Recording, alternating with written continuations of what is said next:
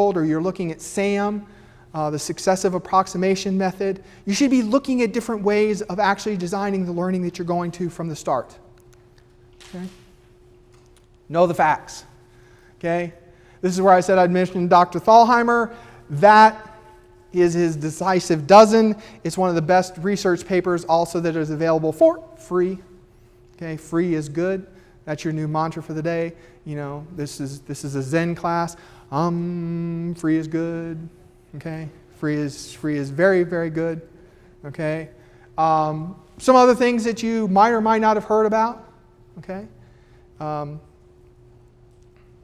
Again, you want this presentation. You don't have to take all these notes. I'll send you the presentation at the end of the day.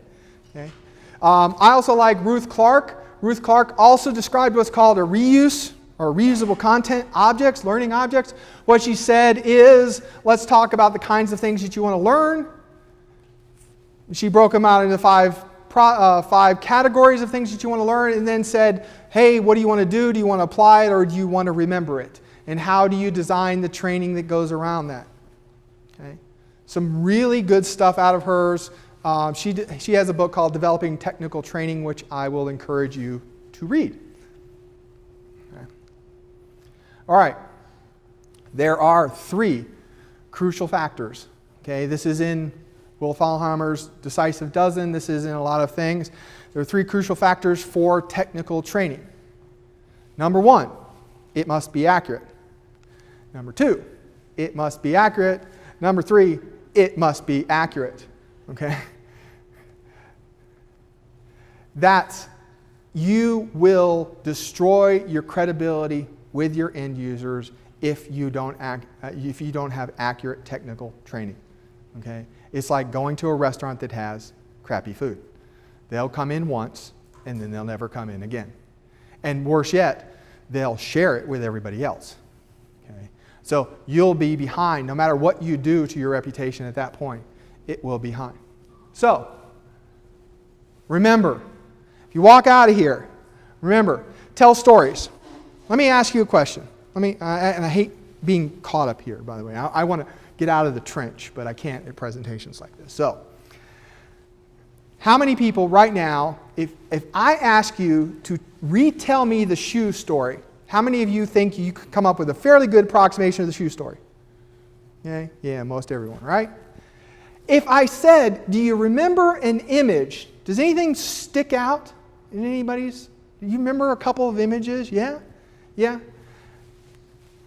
Aside from this slide for a moment, tell me one word from one slide on one bullet. Go ahead, I'll wait. And no more ands or thes or agenda or overview. Okay? Accurate. Okay? Truth. You see what's happening? We fill our slides full of bullets, right? Okay? So remember, tell stories. They're remembered. That's what your audience is going to take away. That's what you're going to take away from here. Okay? Use images. That actually translates to how we encode memories. The more modalities that you provide people with to encode memories, the better off they will do. So if you tell a story and give them a picture, wow, they have 2 ways of doing that. They heard it and they saw it. Okay? If they hear it, they see it, and they do it, wow, no wonder. Okay? All right, but don't throw the baby out. Okay? Words provide the reference in the context. Okay? You have to have this, especially in technical training. There's going to be, it is a slightly different world. Okay? It is not all motion pictures. Okay? There's going to be some context that you have to do. Okay? So think about that as you're going through your training. So with that, okay? Yeah, look very regal. I don't have my power tie on. Okay? This is my favorite. Do you know why I use this image? Because it's public domain. I don't have to pay. Okay? All right. Questions? Comments? Concerns? I was so good. You guys are going like, wow. Nothing? Okay. Yes? So tell me a little bit more about using stories and images for technical training. Sure. I think about that in my head, like training someone on how to do an accounts payable process using stories and images. Right. I can't quite get my head around it. It's great, and I'll say that it starts with the story. Okay? If you give them a business case, and go back to your SMEs and say, so tell me what someone that's going to enter a travel expense report for the first time is going to do. So maybe now you tell a story. Okay, Bill is a brand new employee at XYZ, and he's going to do this. So you've put their state of mind. I'll give you another wonderful piece of research that didn't make the report. There were one study, but two different sets of students. Here's what they did. They took divers, scuba divers, and they took one group of students and they trained them in a classroom. Okay? They said, here's what you do. They took another set of students, they put them in scuba gear, put them in water, and trained the exact same material with them floating in the water. Then they took those two groups of students, they split them into half. They took the students that had trained in the classroom and they tested them in the classroom and in the water. Then they took the students in the water, split them in half, tested them in the classroom and the water.